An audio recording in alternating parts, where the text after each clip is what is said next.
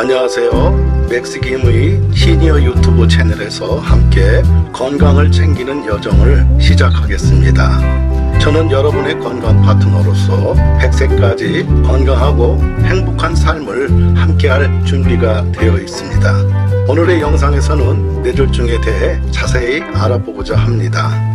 뇌졸중은 왜 생기는지 그 원인과 관련된 정보들을 함께 살펴보는 시간을 갖겠습니다. 뇌졸중은 뇌의 혈액 공급이 갑작스럽게 차단되거나 감소되어 뇌 조직에 손상이 발생하는 질환입니다. 이는 주로 뇌의 혈관에 문제가 있을 때 발생합니다. 뇌졸중의 주요 원인은 다음과 같습니다. 첫 번째, 혈전 형성. 혈전은 혈관 내부에서 혈액이 응고되어 혈관을 막는 것을 말합니다. 혈전이 뇌의 혈관에서 형성되면 뇌졸중이 발생할 수 있습니다. 혈전은 일반적으로 동맥경화증, 혈전성 혈소판 감소증, 혈액 응고 장애 등과 관련이 있습니다. 두 번째, 혈관 파열입니다. 혈관이 파열되면 뇌졸중이 발생할 수 있습니다. 혈관 파열은 동맥류, 혈관 기형, 고혈압 등과 관련이 있을 수 있습니다. 세 번째, 혈관이 좁아짐. 혈관이 좁아지면 혈액의 흐름이 제한되어 뇌에 충분한 혈액 공급이 이루어지지 않을 수 있습니다. 이는 동맥경화증, 혈관염증, 혈관 수축 등과 관련이 있을 수 있습니다. 네 번째, 혈액순환 장애. 혈액순환에 문제가 생기면 뇌에 충분한 혈액 공급이 이루어지지 않아 뇌졸중이 발생할 수 있습니다. 이는 심부전, 심경색, 심방세동 등과 관련이 있을 수 있습니다. 다섯 번째, 기타 요인, 흡연, 고지혈증, 당뇨병, 비만, 알코올 남용, 스트레스 등과 같은 요인도 뇌졸중의 위험을 증가시킬 수 있습니다. 혈관이 좁아지는 이유를 말씀드리겠습니다. 첫 번째, 동맥경화증. 동맥경화증은 혈관벽에 지방이 쌓여 혈관이 좁아지는 상태를 말합니다. 이는 고지혈증, 고혈압, 흡연, 비만, 당뇨병 등과 관련이 있을 수 있습니다. 동맥경화증은 혈관벽의 염증과 혈액 내 지질이 증가로 인해 발생할 수 있습니다. 두 번째, 혈관염증. 혈관벽에 염증이 생기면 혈관이 좁아지는 현상이 발생할 수 있습니다. 이는 혈관 내막염, 혈관염, 동맥염 등과 관련이 있을 수 있습니다. 염증은 혈관벽을 손상시키고 혈관 내부에 염증 조직이 쌓이면서 혈관이 좁아지는 결과를 초래할 수 있습니다. 세 번째, 혈관 수축. 혈관이 수축되면 혈관 내부 지름이 좁아지는 현상이 발생합니다. 이는 혈관 내부의 근육이 수축하는 것에 의해 발생할 수 있습니다. 혈관 수축은 스트레스, 호르몬 변화, 혈관 자궁 물질이 분비 등에 의해 유발될 수 있습니다. 네 번째, 혈전 형성. 혈전은 혈액 내에 응고되어 혈관을 막는 것을 말합니다. 혈전이 혈관 내부에서 형성되면 혈관이 좁아지는 결과를 초래할 수 있습니다. 혈전은 혈액 응고 장애, 혈소판 과잉 활성화, 혈액 순환이 감소하는 상황 등에 의해서 발생할 수 있습니다. 이러한 요인들은 혈관 내부의 혈액 흐름을 제한하거나 막아 혈관이 좁아지는 결과를 초래할 수 있습니다. 이는 혈액이 순환이 제한되어 조직에 충분한 혈액이 공급이 이루어지지 않고 산소와 영양 공급이 부족해지는 것을 의미합니다. 이는 다양한 질환과 합병증을 유발할 수 있으며 뇌졸중과 같은 심각한 합병증을 초래할 수도 있습니다. 혈관이 왜 파열되는지에 대해서 자세히 설명해 드리겠습니다. 혈관 파열은 혈관벽의 손상으로 인해 발생할 수 있습니다. 첫 번째, 동맥류입니다. 동맥류는 혈관벽의 약한 부분이 팽창되는 상태를 말합니다. 이는 선천적 혈암, 동맥경화증, 혈관염증 등과 관련이 있을 수 있습니다. 혈맥류는 혈관벽이 약해져 혈액의 압력에 의해 팽창되고 이로 인해서 혈관벽이 파열할 수 있습니다. 두 번째, 혈관기형. 일부 사람들은 선천적으로 혈관기형을 가지고 있을 수 있습니다. 이는 혈관의 벽의 비정상적인 구조로 인해 혈관이 약해지고 파열할 수 있는 상태를 말합니다. 세 번째, 외상. 외부 충격이나 부상으로 인해 혈관벽이 손상되면 파열이 발생할 수 있습니다. 이는 교통사고, 스포츠 부상, 날카로운 물체에 의한 상처 등으로 인해 발생할 수 있습니다. 네 번째, 고혈압. 고혈압은 혈액이 혈관벽에 가하는 압력이 높은 상태를 말합니다. 고혈압은 혈관벽을 손상시키고 약화시키는 요인으로 작용할 수 있습니다. 이로 인해 혈관벽이 파열할 수 있는 상황이 발생할 수 있습니다. 다섯 번째, 혈관염증. 혈관벽에 염증이 생기면 혈관이 약해지고 파열할 수 있는 상태가 될 수 있습니다. 혈관 내막염, 혈관염, 동맥염 등과 같은 염증성 질환은 혈관벽을 손상시키고 악화시킬 수 있습니다. 혈관 파열은 혈액이 혈관 외부로부터 새어나와 출혈을 초래할 수 있습니다. 출혈의 정도는 파열된 혈관의 크기와 위치에 따라 다를 수 있으며 심각한 출혈은 생명을 위협할 수 있습니다. 뇌졸중이 발생했을 때 대처 방법과 응급 방법, 시간 등을 자세히 설명해 드리겠습니다. 뇌졸중은 심각한 상황이므로 즉각적인 응급 조치가 필요합니다. 뇌졸중이 발생했을 때 다음과 같은 대처 방법과 응급 조치를 취할 수 있습니다. 제일 첫 번째, 응급 전화 걸기입니다.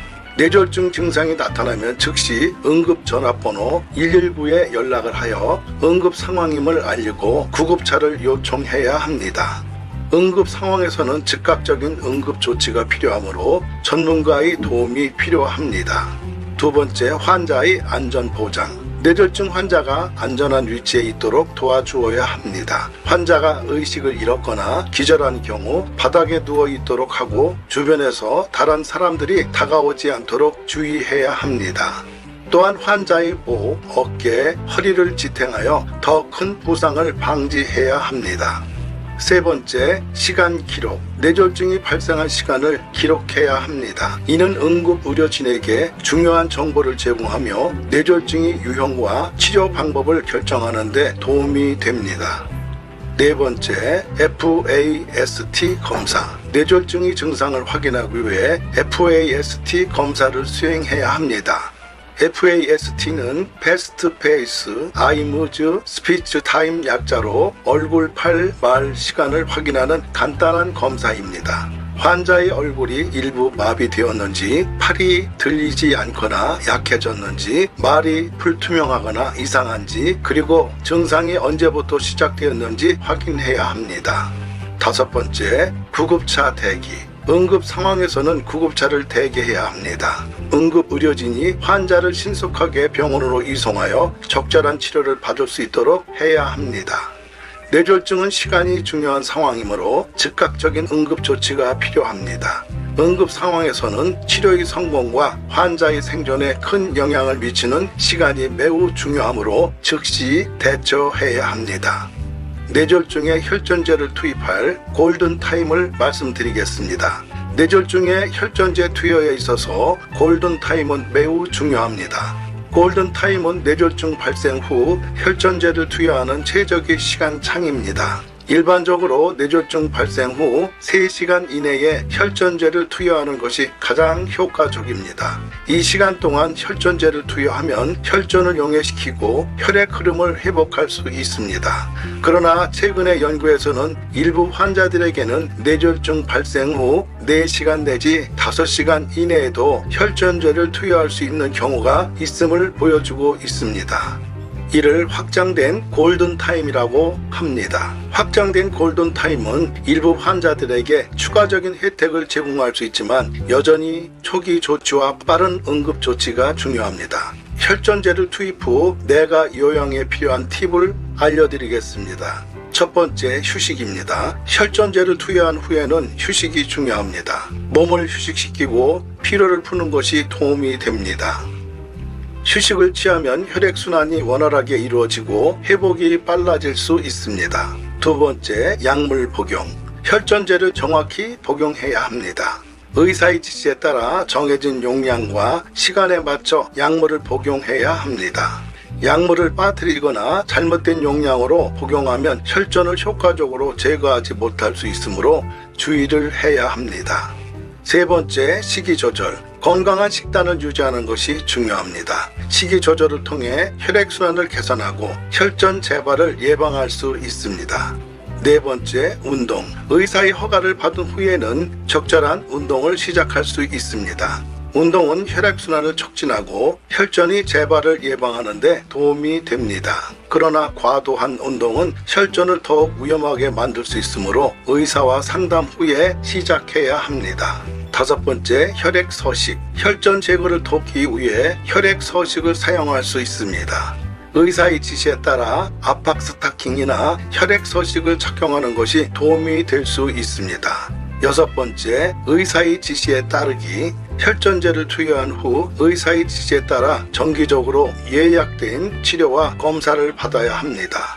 의사와 꾸준한 의사소통은 치료의 효과를 최대화하는 데 도움이 됩니다.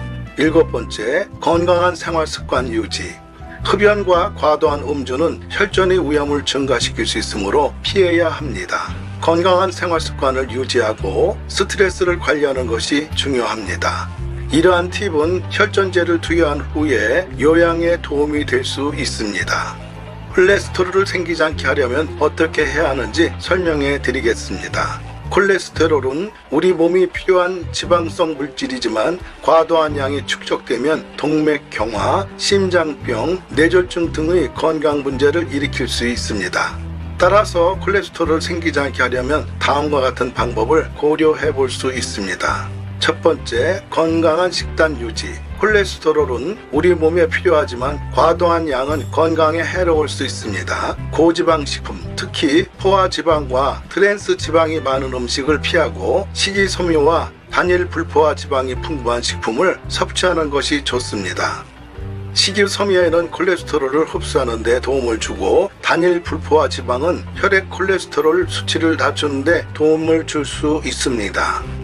과일, 채소, 곡물, 두유, 견과류, 어류 등을 포함한 균형 잡힌 식단을 유지하는 것이 좋습니다. 두 번째, 체중 관리. 비만은 콜레스테롤 수치를 높일 수 있는 요인 중 하나입니다. 체중 관리를 하고 건강한 체중을 유지하는 것이 중요합니다. 적절한 식단 조절과 꾸준한 운동을 통해 체중을 관리할 수 있습니다. 세 번째, 운동입니다. 꾸준한 신체 활동은 콜레스테롤 수치를 낮추는 데 도움이 됩니다. 유산소 운동, 걷기, 달리기, 수영 등과 저항 운동, 근력 운동을 조합하여 신체 활동을 유지하는 것이 좋습니다. 의사와 상담하여 적절한 운동 계획을 수립하는 것이 좋습니다. 네 번째, 금연. 담배를 피우면 콜레스테롤 수치를 높일 수 있는 요인 중에 하나입니다. 금연은 콜레스테롤 수치를 낮추는 데 도움이 될 뿐 아니라 건강에도 많은 이점을 제공합니다. 다섯 번째, 음주 제한. 과도한 음주는 콜레스테롤 수치를 높일 수 있습니다. 음주량을 제한하고 건강한 음주 습관을 유지하는 것이 좋습니다.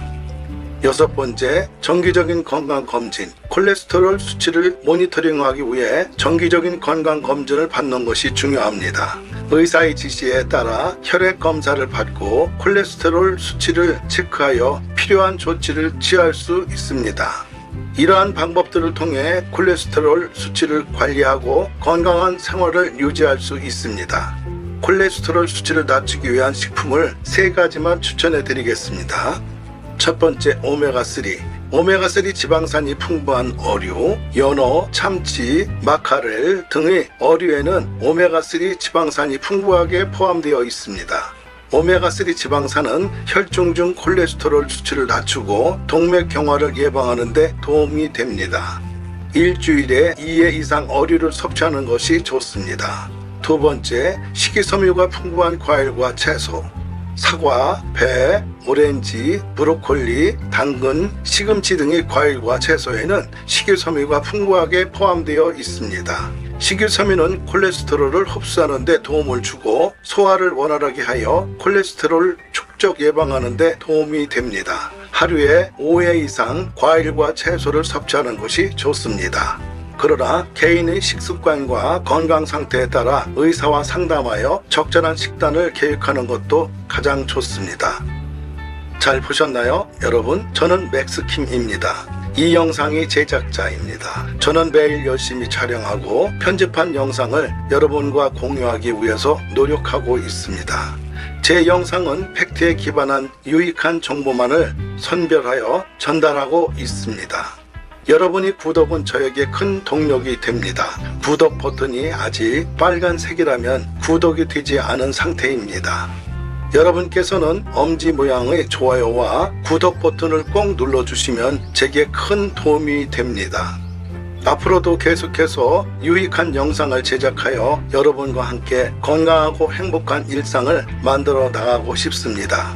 많은 사랑과 관심을 부탁드리며 저희 채널에 많은 구독과 애정을 보내주시기 바랍니다.